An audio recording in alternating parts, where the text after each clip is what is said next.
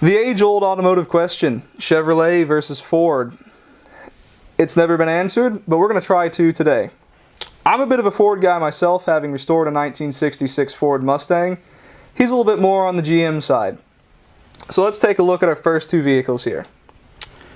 First up, we have the Ford Fiesta versus the Chevrolet Sonic.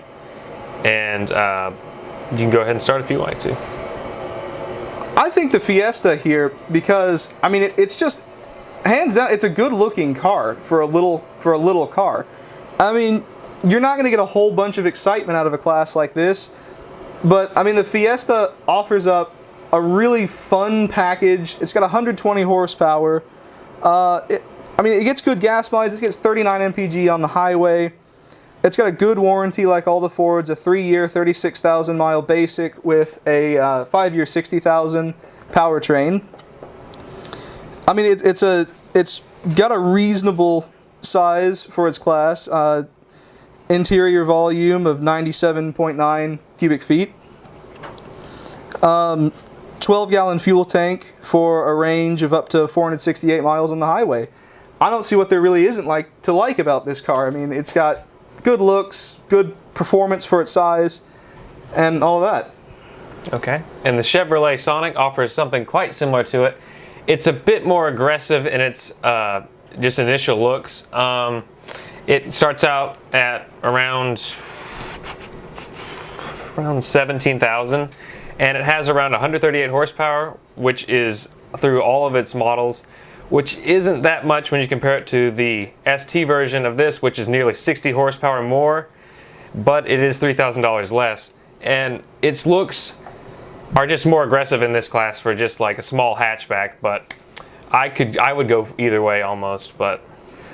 And I agree. I do think that it is a bit more of an aggressive car, and I do like that, especially in this class of car, because you want as much fun as you can out of something like this. Because if you're buying a cheap car, you want to have a good time with it, basically. And I think that's why we're both going to decide here to say that of the two, the Sonic is probably the car to go with. Yep. Okay, let's move on. Next up, we've got the Focus from Ford and the Cruze from Chevrolet. We'll let you take this one first. Okay. Okay, well, the Chevy Cruze obviously isn't as aggressive looking as the past one we just looked at, the Sonic.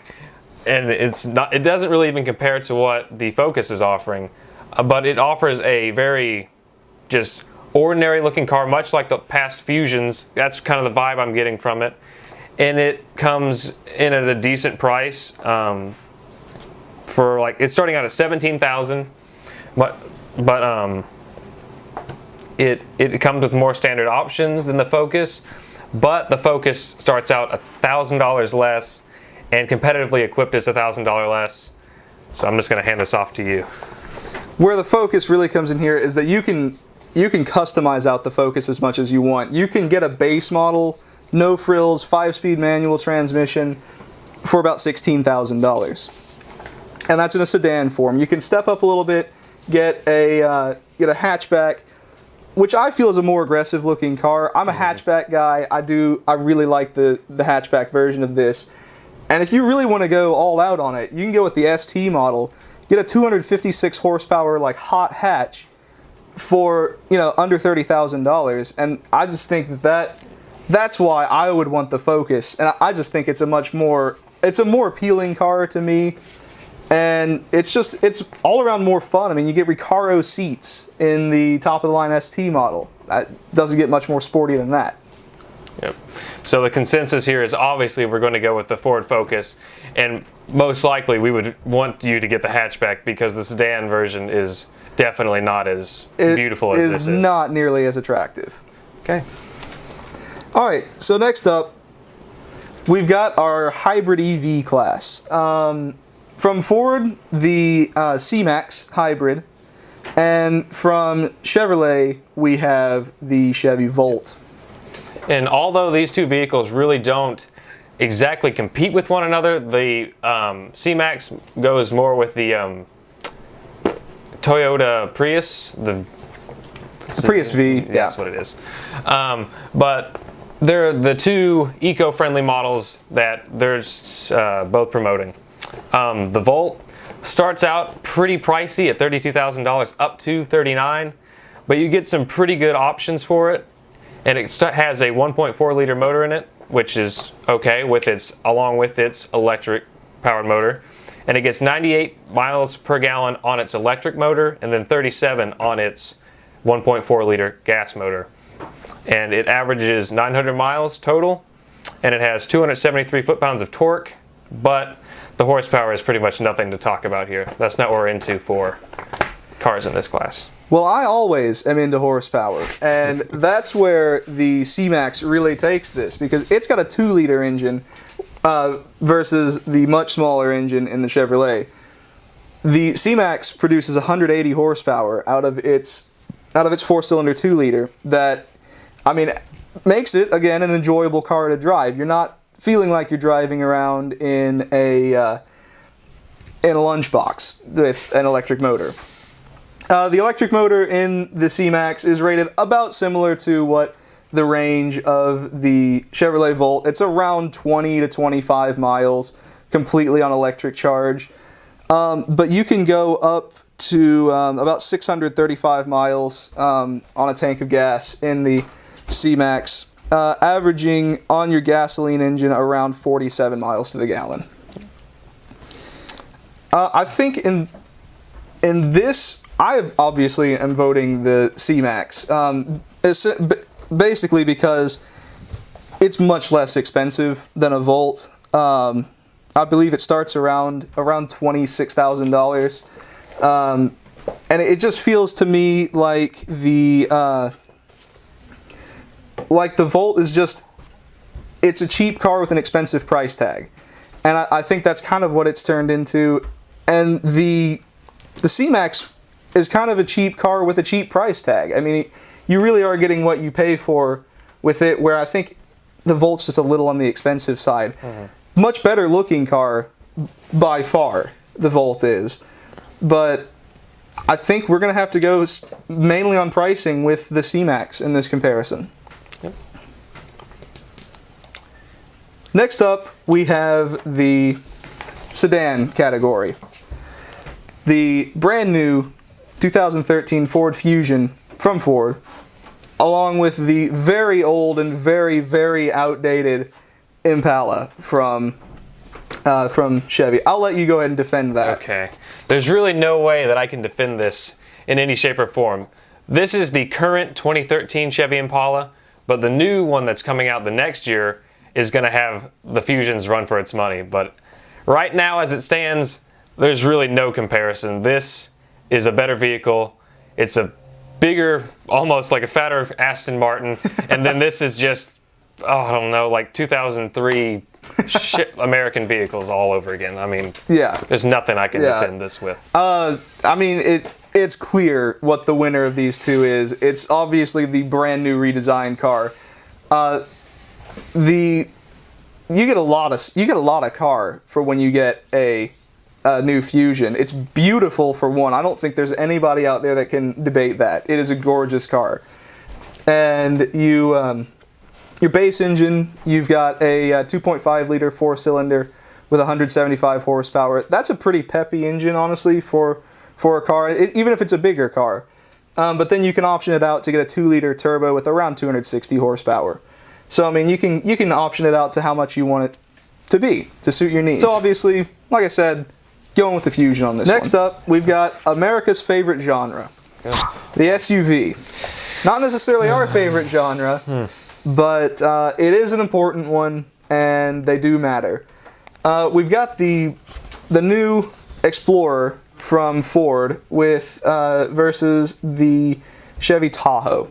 The Tahoe is a bit of an older design, but I mean, it still holds its own even till today, from even like going on decades of looking almost the same.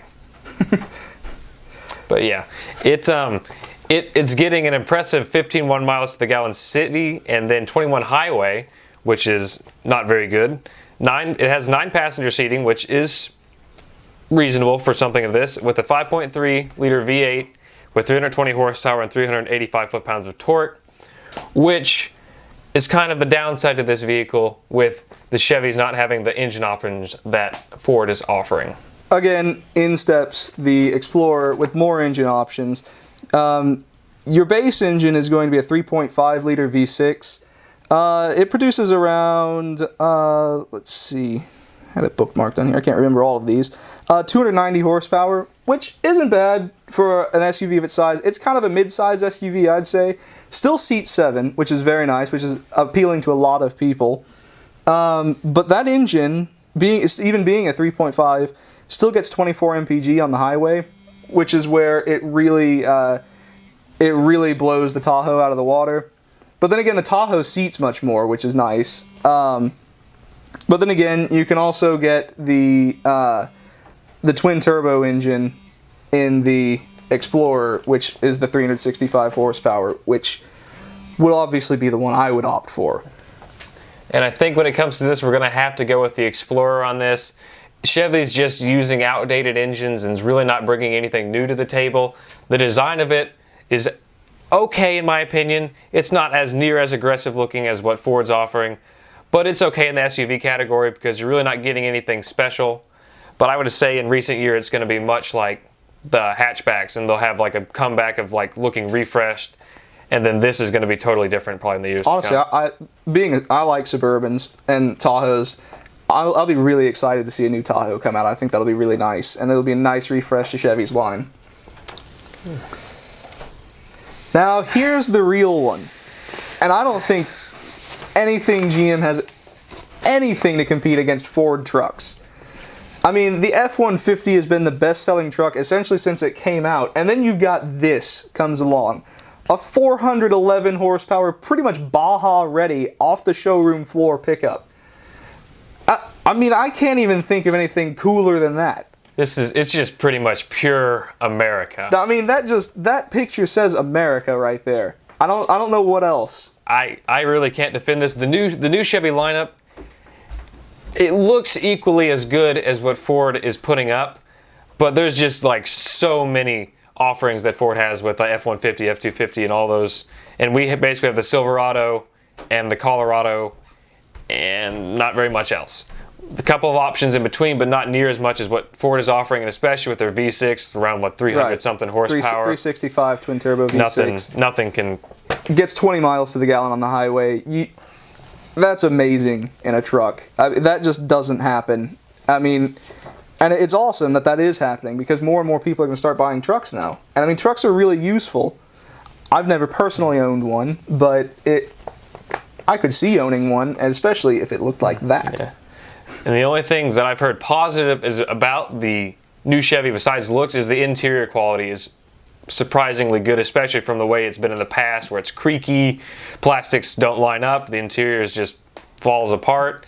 But apparently it's gotten a lot better, especially due to like their new MyLink systems that they're putting in all their cars, kind of like the Chevy or the Cadillac Q, pretty sure, something like that. But obviously toned down for.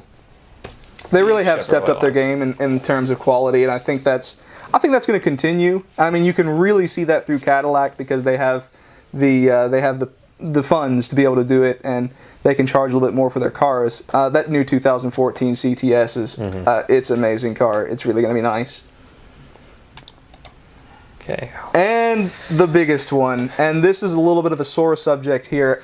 I own a Mustang, and die-hard Mustang guy here. I don't even think we're going to be able to talk about this one. It might turn to blows. I think you all should just bask in the glory of these two vehicles that the two of the best U.S. automakers are offering. Yeah. Excluding Dodge because they don't count. No, Dodge doesn't. Dodge is. It's not a company. Except the Viper, but that's not Dodge. That's SRT. Yeah. But yes, the ZL1 and the GT500 are just two of the most gorgeous looking cars that there are, especially a convertible ZL1. The ZL1 and the convertible is pretty beautiful, but that just looks like it's going to hurt you, and I like that. I honestly, when I look at a muscle car, I want to look at it and think that could kill me, and that could kill me. So we're not going to go any further into that. You're going to pledge your allegiances. I've pledged mine to a Ford. He's liking the Chevy. So we'll leave that one up to you guys. So we hope you enjoyed our little debate here on what Ford versus Chevrolet and GM. I don't think we really definitively said anything here. I don't think that anybody can rightfully say that one company is better than the other. You really can't. I mean, honestly, I'm a big Ford guy, but I like a lot of stuff from GM. I mean, my family has several GM cars. I spent the last week driving a Corvette, and it was awesome. And it's really great to see us. We have to have this debate, and we come to like a not really a conclusion. It just shows how much America has improved, that we can actually say we really like. We can say that we like these vehicles now. I mean, we've always been European car guys, but I mean, we've always had our our soft side with like my Mustang. But it's nice to see that we can be proud of what we're making now, and we don't necessarily have to have two polar sides. We can kind of like combine. And I mean, my dream garage, I'd have a ZL1 Camaro sitting next to a GT500. That'd be beautiful. So we hope you enjoyed our little discussion here, and we'll hopefully be making some more of these in the future. Yep. Thanks for watching, and we'll see you later.